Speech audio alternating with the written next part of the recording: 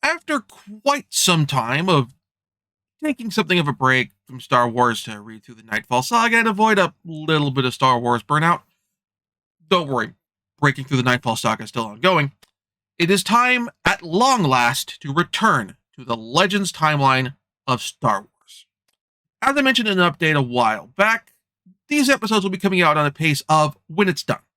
I want to get burned out, and I want to have time to read other stuff, so I will cover the relevant series when I get done reading them.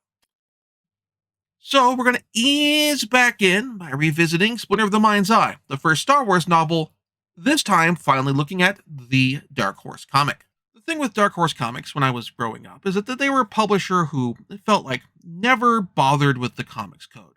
None of their books had the approved by the comics code seal on them. And while they occasionally ended up in the comics rack at my local grocery store when I was a kid, it was generally just the Star Wars books, occasional movie license stuff, and they were, in hindsight, ultimately a publisher who thrived in the comic shop, and the sex, violence, and mature themes in their books played into that. This occasionally carried over in the Star Wars books, like the actual vor in the pages of the Jabba comics. So when I read Splinter of the Mind's Eye and got its slightly lower budget than the first movie exploitation film vibe, I thought it was a perfect fit for Dark Horse. So in reading this, I was so surprised when the comics adaptation was so restrained. To reiterate my thoughts from previous reviews, Splinter of the Mind's Eye, in context of being an abandoned sequel to Star Wars, had the vibe where it's clear that George Lucas and Alan Dean Foster, who were the original kind of planned writers for doing this next movie, or at least the story of it, were anticipating a lower budget because at the time,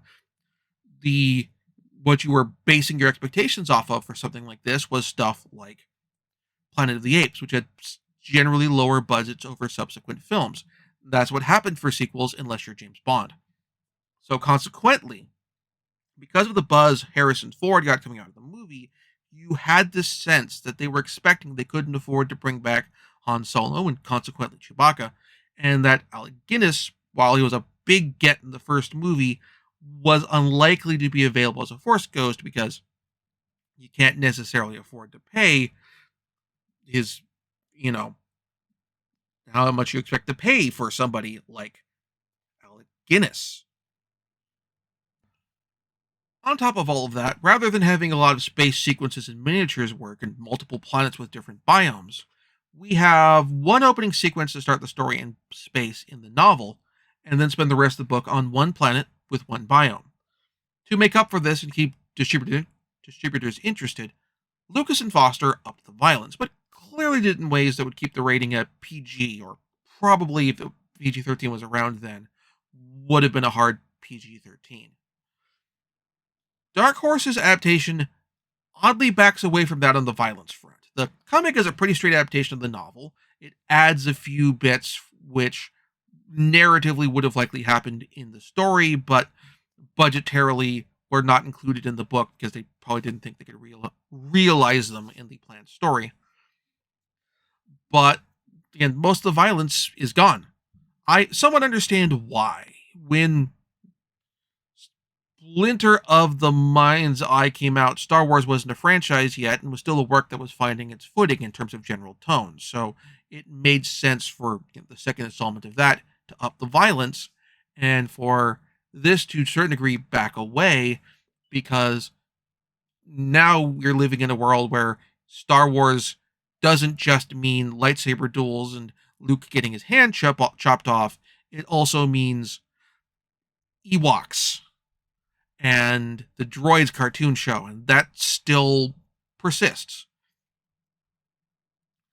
However, the level of violence in the novel didn't feel as gratuitous as the violence in the Jabba comics and Black Fleet Crisis, which I'll be getting to next time, did.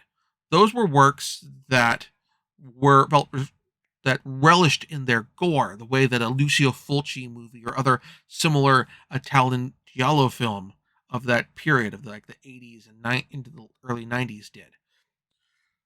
Splinter of the Mind's Eye always felt a little restrained. Yeah, they mentioned that Stormtroopers' arms had been ripped off, but they didn't describe them and relish in the blood description of blood spray. It's like the amputation of the Lost Eisley Cantina, but as depicted in the book, it's in larger numbers off camera in a way that's cheaper to realize with a bunch of Stormtrooper armored arms with mannequins in them. Here in the graphic novel, the violence is even more removed from that. It's described by characters in dialogue and otherwise happens off camera. It feels like an odd choice. Otherwise, the book is fine. The art across the board is tremendously solid, with the interiors of the various Imperial facilities and the mining town having a really solid look to them.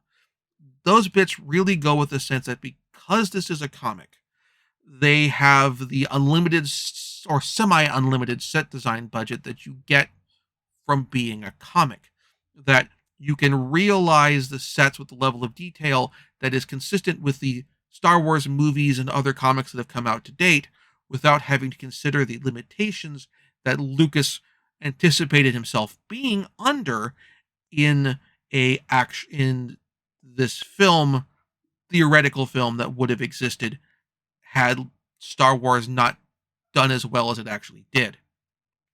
Probably my one complaint with this, though, is towards the end of the story, there is the final confrontation between Luke, Leia, and company against Vader in a temple where the Kyber crystal is located.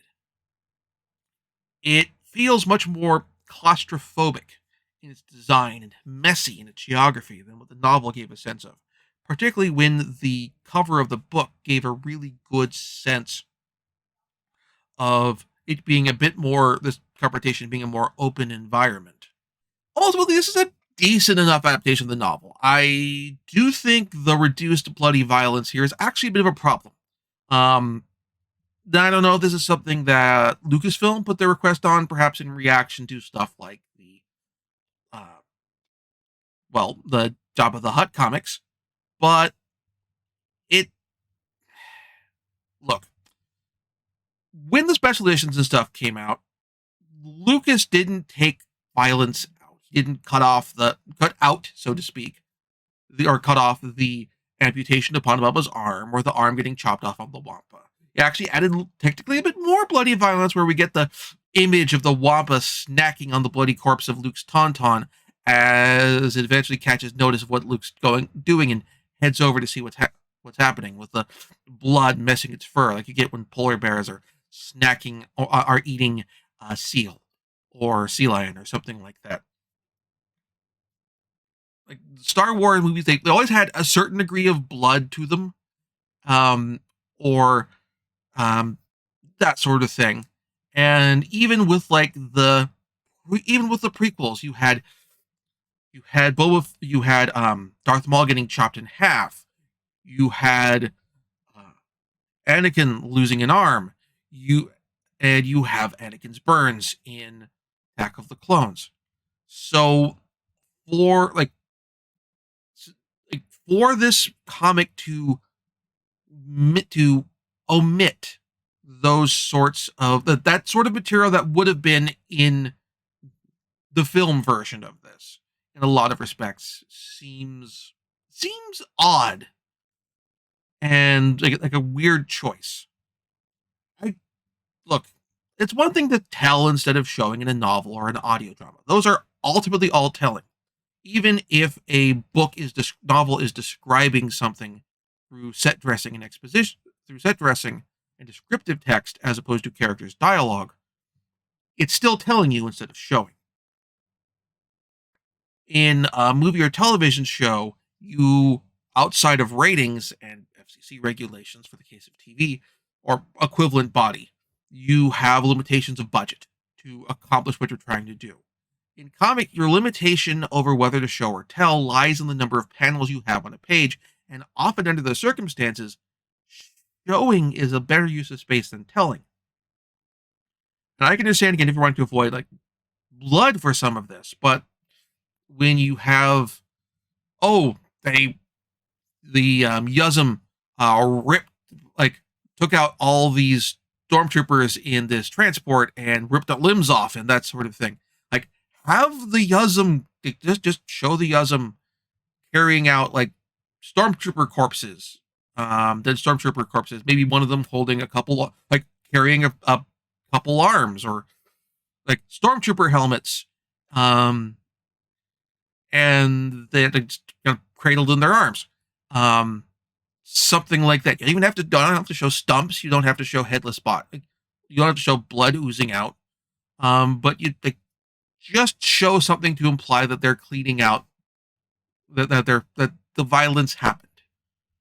And like that's kind of how I think that Lucas probably might have done it if they had done Splinter of the Mind's Eye as the second Star Wars movie. Otherwise, again, it's fun. Like, the art's good. The art is very good. It does a really solid job of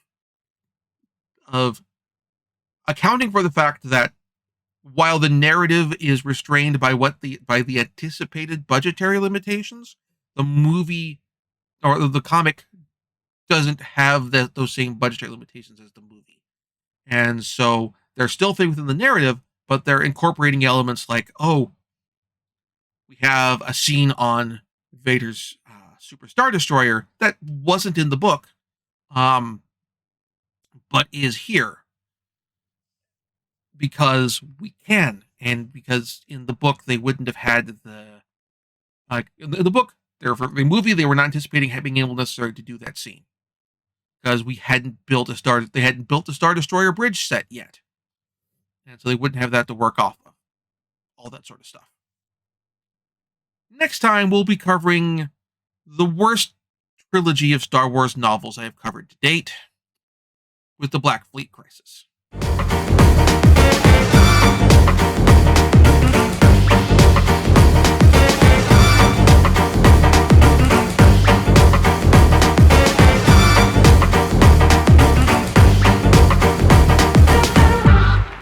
Thank you very much for watching. If you enjoyed the show, please like and subscribe. And also consider backing my Patreon. Patreon backers get episodes up to 1 week early of this show and any future Let's Plays. Also, please consider backing my Ko-fi. Toss me a few bucks, also helps support the show, and it's not a monthly obligation or anything like that.